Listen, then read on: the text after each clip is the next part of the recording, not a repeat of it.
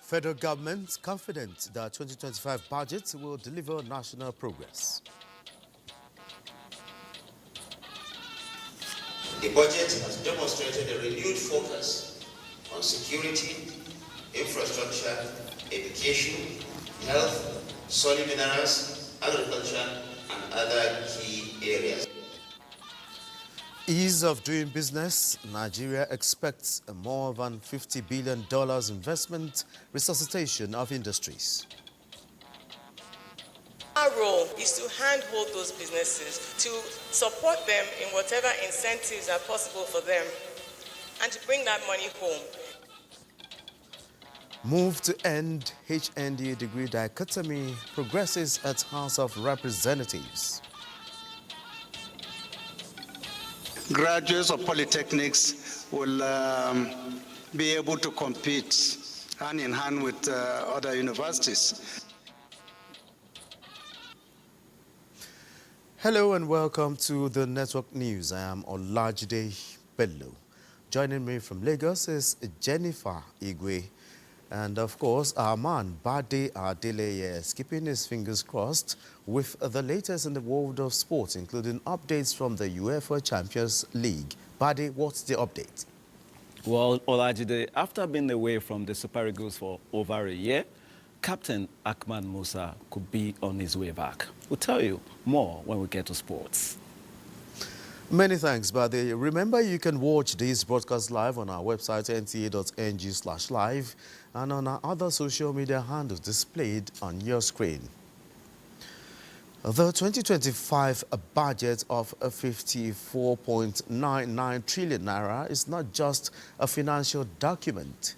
It is a bold statement of intent to a roadmap for economic resilience, social stability, and national progress. This is the assurance from the Minister of Information and National Orientation, Mohammed Idris, at the ongoing ministerial press briefing in Abuja. Saliu Gwanara reports. The Honorable Minister of Information. This is the third session in the year 2025. The government's image promoter sets the ball rolling and expressed confidence that this is a deliberate multimedia platform for open engagement on the policies and programs of the government. In an era where misinformation and sensationalism can easily distort public perception, your commitment to truth and fairness is more important than ever. In the year 2025, he insisted Nigerians will enjoy the fruit of the transformative reforms initiated by President Tinubu's administration. Already, we are witnessing a gradual reduction in prices of foodstuff, which is bringing much needed relief to our people. The budget has demonstrated a renewed focus on security, infrastructure, education, health, solid minerals, agriculture, and other key areas that have a direct impact on the well-being and the socio-economic development of our country. As an important pillar in the democratic development, the media has been reminded to uphold professionalism and avoid sensationalism. We will continue to bring ministers here to engage with you, to let you know what government or this administration is doing. As you heard it from the Honorable Minister, this role the ministry has been performing in order to enable the ministry say it as it is, as so far 28 out of the 47 ministers have appeared in this series of briefings. From the National Press Center in Abuja, Salihu Abdullahi Gwanara, NTA News. Many thanks, Saliu. Still on the ministerial briefing, the Ministry of Industry, Trade and Investment is set to bring in more than $50 billion worth of investment into the country. This is as efforts are being intensified towards improving the ease of doing business and resuscitation of industries across the country. Minister of Industry, Trade and Investment, Jumoke Oduwole, alongside Minister of State Industry, Senator John Eno, made the revelation at the ongoing ministerial briefing in Abuja. Benny Adams reports. We also had the privilege of having a successful WTO trade review in November as well. This happens once every 7 years. The leadership of the Ministry of Industry, Trade and Investment says it is making giant strides in facilitating the creation of wealth, productive jobs and shared prosperity for all Nigerians. This, they say, is being achieved through the implementation of a comprehensive trade, investment and industrial policy. In tracking progress being made, the minister revealed that out of the many foreign trips embarked upon by the present administration, in addition to hosting 6 state visits, Nigeria has signed 87 memorandum of understanding with 26 countries worth more than $50 billion, with the most significant being with China, Germany and India. Our role is to handhold those businesses, to support them in whatever incentives are possible for them, and to bring that money home. Around the world, this is how it goes when the investment announcements, that means they're indicating that they've seen something that they like in your economy and they want to come in. But before capital comes in, capital is really a coward. We need to make sure that those comforts are put in place, and that's the work of this ministry, and we continue to strive to do that. On the industrial front, while efforts are on to revive the moribund industries, funds are being injected to boost capacity of existing ones. One of the things that government and the ministry is currently looking at and pursuing is on how to get our manufacturers to benefit from an appropriate, pricing of gas. So far, out of the 50 billion naira grants to small businesses, the Bank of Industry says it has disbursed 42.5 billion naira to 850,099 beneficiaries, with rural businesses getting 577.1 million naira to 93 beneficiaries. While 38 beneficiaries have also benefited 28.5 billion naira from the 75 billion Presidential Manufacturing Support Fund. In Abuja, Benny Adams, NTA News. And away from the ministerial press briefing, President Bola Ahmed Tinubu has appointed Samsildeen Babatunde Ogunjimi as the new Accountant General of the Federation after a rigorous selection process. His appointment, approved today, takes effect from 7th March 2025. The same day, the incumbent Oluwatoyin Madeyin will retire. A statement by his Special Advisor on Information and Strategy, Bayo Onanuga, says a selection committee later chose him through a competitive, rigorous and merit-based process, underscoring President Tinubu's commitment to promoting transparency. The President urges Ogunjimi to discharge his duties in the service of Nigeria with integrity, professionalism and dedication. And the Office of the Accountant General of the Federation has clarified that the federal government has not discarded Remita as the Central Bank of Nigeria CBN-approved payment gateway. The office explains that Remita would rather be integrated into the Treasury Management and Revenue Assurance (TMRAS) alongside other eligible payment solution service providers (PSSPS) for government revenue collection and remittances to enhance liberalization. The Office of the Accountant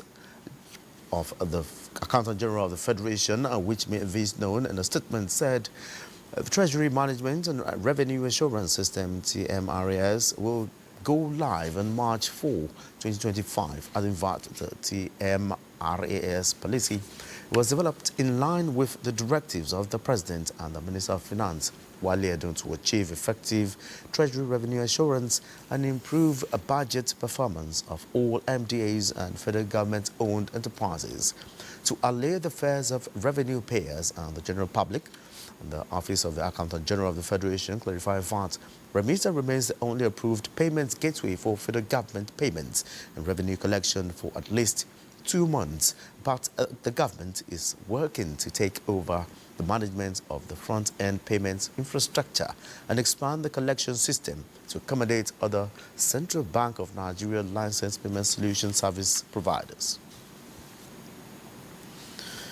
Now, pensioners under the African Alliance Insurance Pension Administrator staged a protest at the main entrance of the National Insurance Commission, NICON, demanding the payment of their 6 months withheld pension. Joseph Otsen reports that the pensioners want the federal government to intervene into the matter and ensure their access their benefits. Back our money, will not give us back our money. After giving several years in service to fatherland, the expectation is that these retirees should be more relaxed, taking care of their health and working at their comfort. But they are out here at the entrance of the National Insurance Commission calling out their pension administrator to pay them their 6-month pension arrears. Our union, everywhere they were intervening, even the Minister of Finance. They paid us May, June, July. Some were paid August, some were not paid. Last year, and that is where we are. As major regulators of all insurance companies in Nigeria, officials of the National Insurance Commission, led by Director Legal Compliance and Enforcement, Talmis Usman, addressed the protesters. And the truth is that the company has a liquidity problem. Liquidity is the cash to be able to pay. And we have followed, we have gone to the minister, we have gone to sister organization, we have gone to PENCO. We have all agreed that, hey, the way to go is to dispose of a particular asset, which is the key asset. And we have given approval. They have appointed financial advisors as at last week. They have appointed legal advisor. They have gotten people interested to buy. If they buy today, you get paid the following day. Though convinced by the promise, the retirees still met with the chairman of the commission, who affirmed the statement. Even as the media was not allowed in, all came out wearing satisfactory faces. I was convinced that there's something good for the annuitants. From Nikon office, they headed to the National Pension Commission's headquarters to press home their demands. Again, media coverage was not allowed, but the pensioners sounded hopeful. In Abuja, Joseph Otsen, NTA News. Now, it has been about a month since a new tariff regime emerged in the telecom space here in Nigeria. Are you feeling the impact? Well, ICT correspondent Ayo Deji Makinde is feeling the pulse of Nigerians as the new rates have come to stay with us pending any adjustments by the regulatory body. Ayo Deji, what is the feeling? Well, Olajide, the feeling is quite on the high side, but let's take a look at some of the existing facts and figures. Because to have a proper understanding, we should let Nigerians know that data from National Bureau of Statistics, the third quarter of 2024 reveals that foreign investment in telecoms industry fell to a 6-year low of $14.74 million. Now, this was attributed to rising costs and record losses. We all know the operational challenges in Nigeria. But look at this big bull behind me. That's what data and cost of telcos in Nigeria is really looking at the moment. And they're really dealing with megabytes and terabytes. Now, wait a minute. In 2001, NITEL announced tariff hikes for local calls by over 100%, from 1 naira 90 kobo per minute to 4 naira 30 kobo per minute. And that was in 2001. Now, take a look at what we have here now. Back then, when telcos just started operation in Nigeria, we had the cost of SIM cards being at a minimum low of 20,000 naira. Some people even bought it for as much as 30,000 naira. And call per minute then was 50 naira per minute. Now, remember then you had to go to a phone booth with a timer on your hand so that you don't sneak into the next minute. But this is what we have right now. But let's take a look at it from 2001. Call tariff fell from about 50 naira in 2001 to about 45 naira in 2005 and about 12 naira to what we had between 2013 and 2024. Now, the tariff for SMS also fell from 15 naira in 2001 to 9 naira in 2010 and 4 naira in 2013. The cost of SIM cards, remember, also fell from 21,000 naira in 2001 to about 5,500 naira in 2004 and in 2013. Of course, we can easily pick up a SIM card on the streets nowadays. Surely now, let's take a look at what we have in terms of decrease since the year 2001. It was actually the first time in about a decade that we are having this major review in tariff operations in Nigeria, talking about major telcos, ISPs, internet service providers, value-added service, and private network links. And take a look at it in 2025. We're having 50% increase, which has moved call tariff to about 17 naira to 19 naira based on your preferred network of choice. And of course, for SMS, slated for 6 naira. Now, if we also take a look at other things that we've really witnessed in terms of all these, data bundle equally moved from a minimum of 1,000 naira to at least 1,500 naira, 400 naira based on the network service provider that you're subscribed to. What are the projected outcomes that we expect to see based on all these? We're expected to have value for money and service rendered. So the bull surely will be tamed at some point. Then we're going to have improved protection against cyber attacks based on assurances that we're having from most of the telecom operators.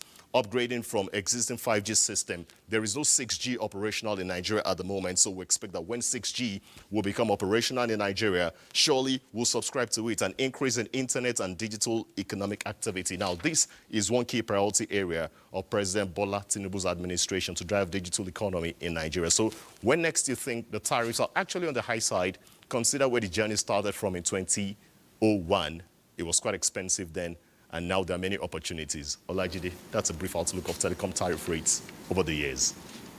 All right, many thanks. I also, the increase in tariff is surely going to be a win-win situation at the end of the day. Surely. Many thanks for your analysis, our ICT correspondent there.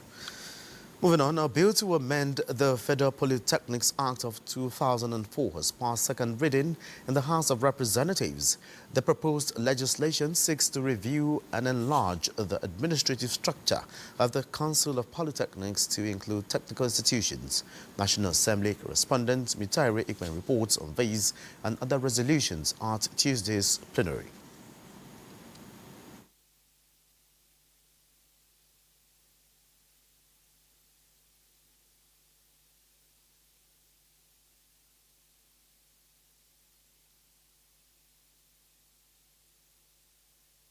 On the issue of HND degree dichotomy, their own position, which is taken collectively as a board comprising the whole entire polytechnics in the country, is that we should move for the abolishment of HND, and in place of it to have Bachelor of Technology as a replacement, so that at least graduates of polytechnics will be able to compete hand in hand with other universities.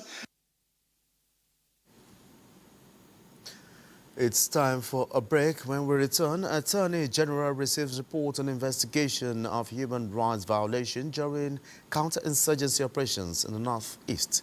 Do stay with us. Thanks for being there. Ensuring that women have a stronger voice in shaping policies, making decisions and driving national development does not only balance the scale of justice, but it's also a necessity for sustainable growth. Nigeria's First Lady Oluremi Tinubu stated this in a message to the opening of an Art for Governance exhibition in Abuja. State House correspondent Adeniyi Taiwo reports.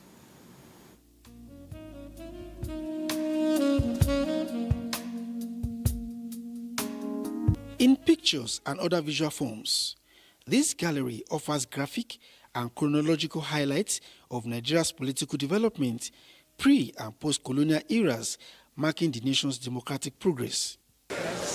This piece by Segun Wolabi is one of the major offerings on display. In this simple but unique artwork, heroines such as Funmilayo Ransome Kuti and Margaret Ekpo, whose lives shaped gender activism in Nigeria, come alive again. And in silent repose, they appear to further inspire contemporary agitation against poor women representation in Nigeria's parliament, which currently stands at less than 5%. Nigeria's First Lady Oluremi Tinubu, who has carried the banner of women affirmative action in different capacities, is happy that art offers another strong platform to push for improved women inclusion in governance.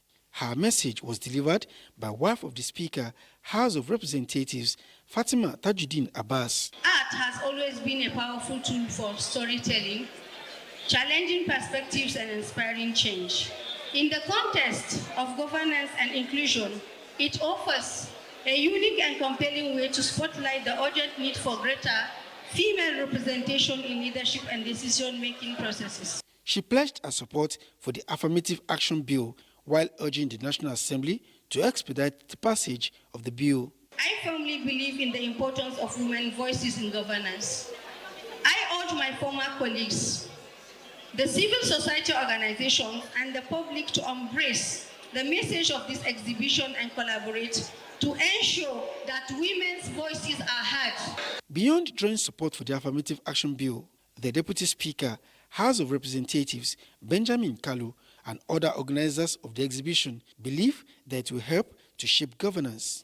This Act of Governance exhibition is more than an event. It is a movement. It is a declaration that representation is not a privilege, but a right. Art is one of the special ways that women express themselves. We'll continue to use every medium to be able to achieve this equality. So let us commit to writing a new chapter where women's contributions to nation building are not just footnotes, but headlines. This is a networking opportunity for different people here to understand the bill. Along with Shegun Owolabi's piece, 2 other artworks stood out for recognition at the exhibition in Abuja. Adeni Itewo, NTA News. Now talking agriculture, despite the hard work and resilience of Nigerian farmers, one major challenge that still stands in their way to success is the post-harvest loss, largely due to limited access to markets. However, for a tomato farming community in Bagwe local government area of Kano State, things are beginning to improve and farmers are now able to connect with buyers through the special agro-industrial zones. Aminu Umar reports. The Special Agro-Industrial Processing Zones is an initiative of the Federal Ministry of Agriculture designed to drive agricultural industrialization, capitalizing on the unique crops and comparative advantages of each participating state. In Kano, more than 1,000 farmers have been selected to participate, focusing on both the rice and tomato value chains. Ibrahim Sani, a seasoned tomato farmer from Watari cluster with nearly 20 years of experience, is among the 504 farmers who have received training on best agronomic practices and input through this program. He is now reaping the benefits of the knowledge gained. I started last year's harvest with 6 crates, and now I was able to pick 10 crates at first harvest. So in this case, if you know that you're processing maybe a particular type of tomatoes, and you have a farmer or a group of farmers or a cluster, just like the Watari cluster where Ibrahim Sani belongs, that can give you that particular type that you use, it's of advantage to the quality of produce or product rather that you make as a processor. Well, after the intervention, they're giving them the training and the input, and they are also happy with the linkages that SAPZ program connect them with the off-takers in order to off-take their produce. With committed farmers like Ibrahim Sani, who are eager to adopt modern agricultural methods, the vision of establishing special agro-industrial processing zones in Kano is on its way to becoming a reality. Aminu Umar, NTA News.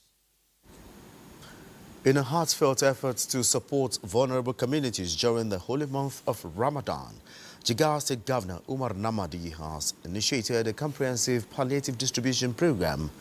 Over 33,000 civil servants and flood victims across the state are set to benefit from this initiative, which aims to ease the economic strain faced by many during this sacred period. Governor Namadi emphasized that the program reflects the government's commitment to standing with its people during difficult times. Muhammad Musa Askira reports. In a bid to alleviate the suffering of flood victims in Jigawa State, the federal government, through the National Emergency Management Agency, NEMA, has launched a palliative program. This initiative, inaugurated by Governor Umar Nabadi in Dutse, aims to provide a vital support to 10,073 individuals affected by the devastating 2024 floods in 18 local government areas. Governor Nabadi expressed his heartfelt gratitude to the federal government for their timely support and encouraged the beneficiaries to utilize the holy month of Ramadan to pray for the government's working tirelessly to improve their living standards. In a separate but related developments, the Jigawa State government has rolled out a palliative program for state civil servants. This unprecedented initiative will benefit 22,740 civil servants from 118 ministries, departments and agencies, providing them with food palliatives to support their livelihoods during the holy months of Ramadan.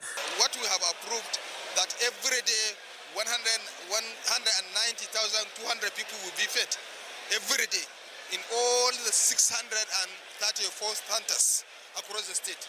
And this is, by the estimation, that means about 5.7 million people will be fed during the month of Ramadan for the 30 days. This is to help our people to alleviate their suffering and also to ensure that at least they have done their Ramadan in a very conducive atmosphere. Governor Namadi emphasized that the program, facilitated by Commissioner for Special Duties Awalu Danladi Sankara, is designed to support Jigawa civil servants, marking a historic first in the state's efforts to impact workers on this scale. From Dutse, Muhammad Musa Askira, NTA News. And the Kaduna State government will continue to adopt the non-kinetic approach to ending insecurity in the state. The state governor, Ubasani, said this during the ceremony of reuniting about 59 kidnapped victims recently released through the joint efforts of the Kaduna State government, the Office of the National Security Advisor and the security agencies to their families. Muhammad Umar Ajingi reports. A touching moment as the governor bid farewell to 59 kidnapped victims who recently regained freedom. The victims, who had endured harrowing experiences, were welcomed back into the society after undergoing medical evaluations under the care of the Kaduna State government.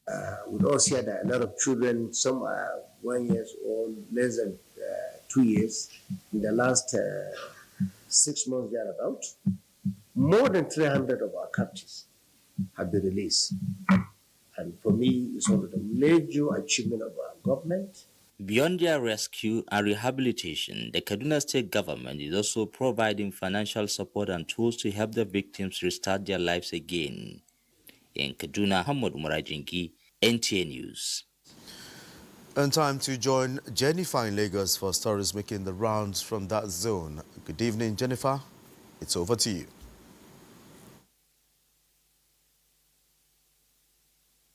Thank you, Olajide. To consolidate transformation of the Nigerian army towards ensuring a combat-ready force that can effectively discharge its constitutional responsibilities within a joint and multi-agencies environment is what the Nigerian Army 81 Division is working towards. To this end, the theme of the 2025 Operational Planning CADE is enhancing operational readiness through effective planning and capacity development. Bolaji Akim reports. This philosophy of the Chief of Army Staff provides another opportunity for officers of the Nigerian Army to brainstorm and synergize on ways and manner to carry out their statutory functions in tackling various security challenges in the country.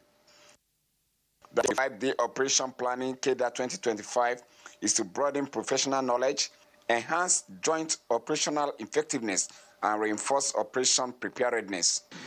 These objectives are pertinent as you all have obligation and responsibility to execute in combating the contemporary security challenges facing the country. The lectures for this cadre have carefully been designed to train and equip participants with relevant operations planning essential in the attainment of Nigerian Army goals and objectives. Furthermore, it is to awaken the officers to their responsibilities to lead effectively and bridge the gaps with other security agencies, the conduct of our operations, especially while operating in a joint and multi-agency environment. The operation planning cadre, which also has other security agencies in attendance, featured lectures and intelligence sharing from both serving and retired military personnel. At the end of the training, participants are expected to display professional conduct and effective synergy with other sister security agencies. In Lagos, Bolaji Akim, NTA News. Now, to demonstrate its readiness in boosting the nation's economic prospects in international trade, the Nigerian Customs Service is introducing in phases its digital unified customs management system platform called Bodogu in a pre-launch to stakeholders. Lanrik Bileyi has details. ICT remains a primary tool for efficient delivery of service digitally, and the Nigerian Customs Service has engaged stakeholders, intimating them on their digital network platform named Bodogu.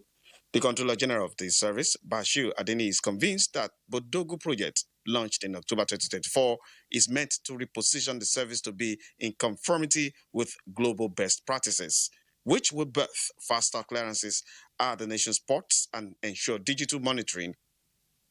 And I think we all need to understand how we came with a new concept that is inward-looking, that is indigenous, that is our aspiration to put at our border a very, very robust system, robust as Odogu, visible as Odogu, powerful as Odogu. Other top brass of the service aligned with the Controller General on the project, calling it a game changer in boosting the nation's trade prospects.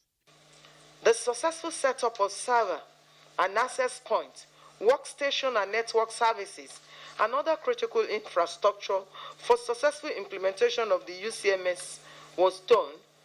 As we transition to a paperless customs environment, we transform our entire approach to customs management. The elimination of manual documentation, we significantly reduce processing times. Bodogu is an indigenous digital platform that facilitates seamless trade processes of goods at the nation's ports and other designated entry points. A pilot operation initiated in 2024 has established the efficacy and efficiency of this digital program. In Lagos, Lanre Bileyi, NTA News. That's all from Lagos. Time for a break. The news will continue shortly with Olajide Bello in Abuja. The 5th edition of the Federal Civil Service Innovation Competition is here. Are you a public servant hoping to make a difference in our ever-changing world? Do you have a novel idea on how government can create a more citizen-centered service in a cost-effective manner using technology? The Innovation Competition, organized by the Office of the Head of Civil Service of the Federation, is an avenue for you to fly higher and get huge rewards. So you know, deadline for the submission of ideas is the 17th of March 2025, 18th and the 19th of March. Selection of eligible participants by the technical team. 20th March, webinar meeting with the Head of Civil Service of the Federation and briefing of the judges on the criteria of assessment. 21st March, sensitization, webinar training on pitching and presentation. 24th March is the opening ceremony, and 26th is the first pitching and judges formation of teams, and round 2 of the pitching of ideas via Zoom on the 18th of March. Final round of the competition and presentation of ideas, both virtually and in person, comes up on the 31st of March 2025. 1st of April 2025 ushers in the announcement of the winners and award ceremony. Announcer, Obodochinasa Nnam, Permanent Secretary, Special Duties Office, Office of the Head of Civil Service of the Federation, for the Head of Civil Service of the Federation. The world needs mums. With a splash of golden Terra oil, a mom can transform a frown into a smile. Change. Many thanks for being there. Nigerian government remains committed in upholding the rule of law and principles of justice as it confronts challenges of insurgency in the northeast, while the Nigerian Armed Forces is ensuring that military operations are conducted with the highest regards for human rights. Attorney General of the Federation and Minister of Justice, Lateef Fagbemi made this noon while receiving the report on Special Investigation Panel on human rights violations during counterinsurgency operations in the northeast. Omenka Amarachuku completes the report.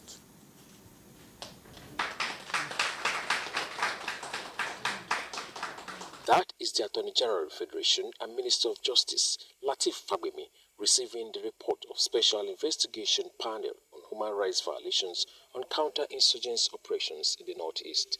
The report embodies 18 months of dedicated investigations in response to allegations leveled against the Nigerian Armed Forces, reported in December 2022. Recognizing the importance of transparency, accountability, and adherence to our obligations under international law, the government, through the National Human Rights Commission, constituted a special independent investigative panel to thoroughly examine the claims. These decisive action highlights our commitment or underscores our commitment to due process and protection of human rights within our security framework. The National Human Rights Commission has, in addition, embarked upon a series of public consultations and conversations on the report. The first of these took place in Maiduguri, followed by the Civil Military Forum, where the report and its implementation strategies were discussed with all stakeholders. The reports highlighted several systematic challenges and critical recommendations, if well implemented, will significantly enhance Nigeria's counter-insurgency operations while upholding the rights and strengthening the country's criminal justice system. In Abuja, Umeka Machuku, NTA News. And away from human rights violations, President Bola Tinubu congratulates Professor Babafemi Badijo, a seasoned diplomat, scholar, and former Deputy Special Representative of the UN Secretary General of the UN Political Office for Somalia, on his 70th birthday today. In a statement by Presidential Advisor on Media and Strategy, Bayo Ononuga, the President joins family and friends to celebrate Professor Badijo's rich and impactful career at the United Nations, the African Union, and academia. The President extends his best wishes for Professor Badijo's continued good health and strength as he enriches scholarship and inspires diligence, discipline, and the pursuit of knowledge. And First Lady Oluremi Tinubu extends warm felicitations to former First Lady Hajia Mariam Abacha on her 76th birthday. In the congratulatory message, the First Lady describes Hajia Mariam Abacha as an inspiration to so many women with her virtues of strength and compassion. She prays for many more birthdays in divine health, joy and peace for Hajia Abacha. In 2006, a policy banning commercial motorcyclists from operating in Abuja city center took effect. Initially, operators complied, but sustaining the ban in the Abuja metropolis has since become a prolonged battle between the authorities and operators. Despite facing numerous restrictive obstacles, the operators have persisted. Hadiza Godwin Ebony has more. Surviving as commercial motorcyclists in Abuja, where the business is banned, is arguably one of the toughest ways to make a living. Operators are constantly on the lookout for the patrol team of the task force enforcing the ban. If caught, their bikes are confiscated and destroyed, yet the cyclists persist. You know, you play lumber. If you see my bike, I know my bike. Any person, even by say get past 1,000, if you see me on, I know me on. However, the services of these commercial motorcyclists are also in high demand by residents who patronize them. As security consciousness increased in the city, concerns have been raised about the safety of patronizing unregistered commercial motorcyclists. Our crew observed that most operators here are working without licensed number plates. We visited the Directorate of Road Traffic Services to seek explanation for such operations. Once you issue that number to Okada man, you legalize them to be operating. But for those ones, I think our director and the Honorable Minister, they are trying to see what they will do about those operating in suburb area.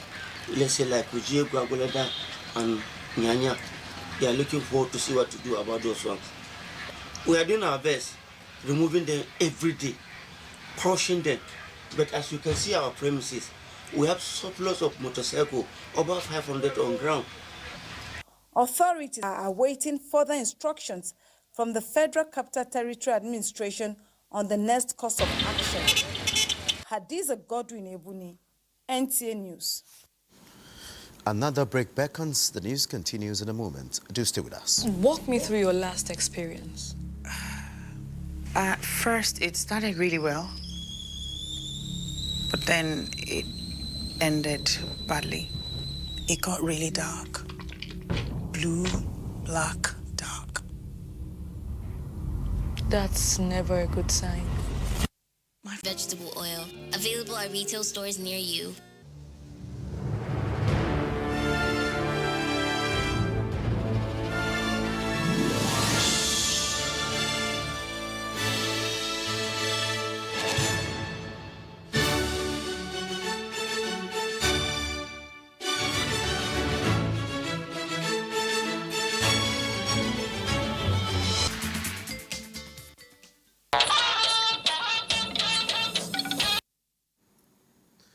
Glad to know you're still there. Over now to Badi Adile for updates from the world of sports. Badi. Many thanks, Olajide. Now, the Comptroller General of the Nigeria Customs Service, Bashiru Adewale Adeniyi, has commended the Nigerian Television Authority for playing a pivotal role in the promotion and development of sports in Nigeria. The CG, who was at NTA Sports 24 channel at the Moshood Abiola National Stadium in Abuja on Tuesday, featured on the station's flagship program, AM Sports, where he spoke on the giant strides of the Nigeria Customs Service in sports development in Nigeria. He also touched on the upcoming African Women's Volleyball Championship for clubs to be hosted by the Customs in Abuja this April.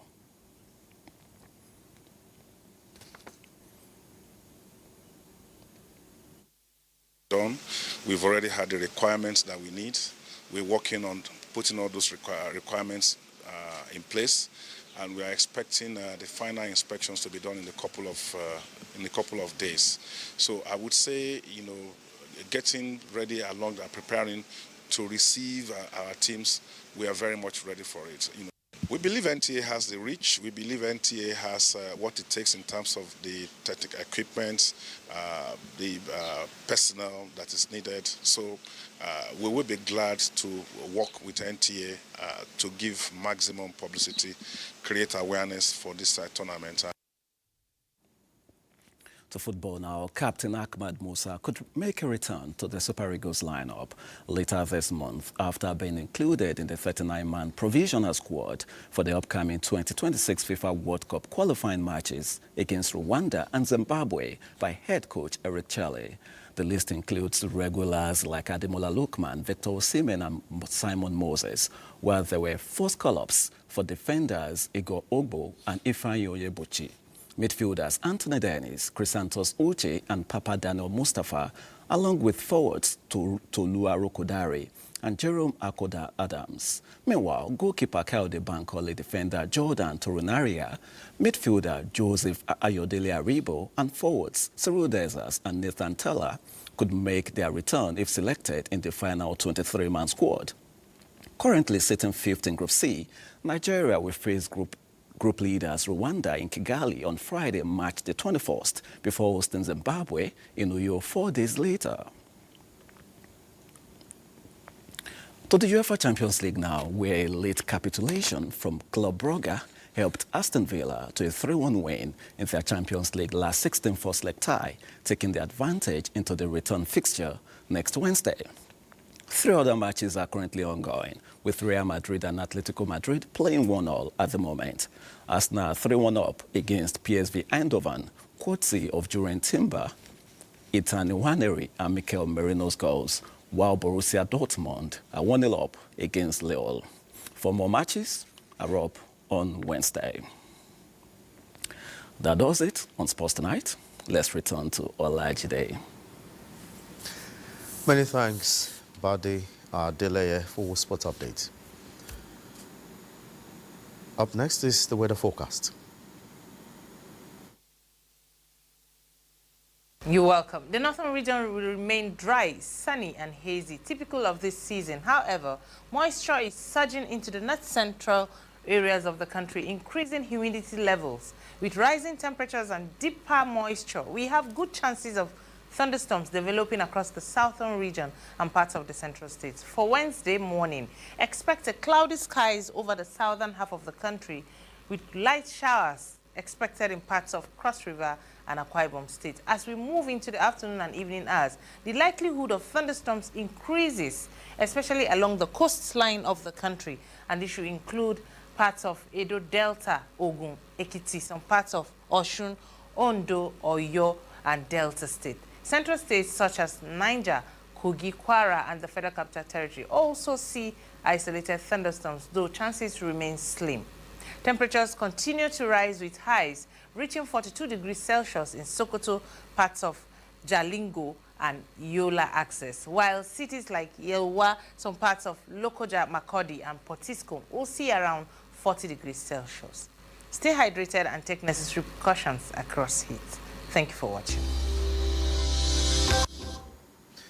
And that's it on the Network News. Many thanks for being a part of it. I am Olajide Bello.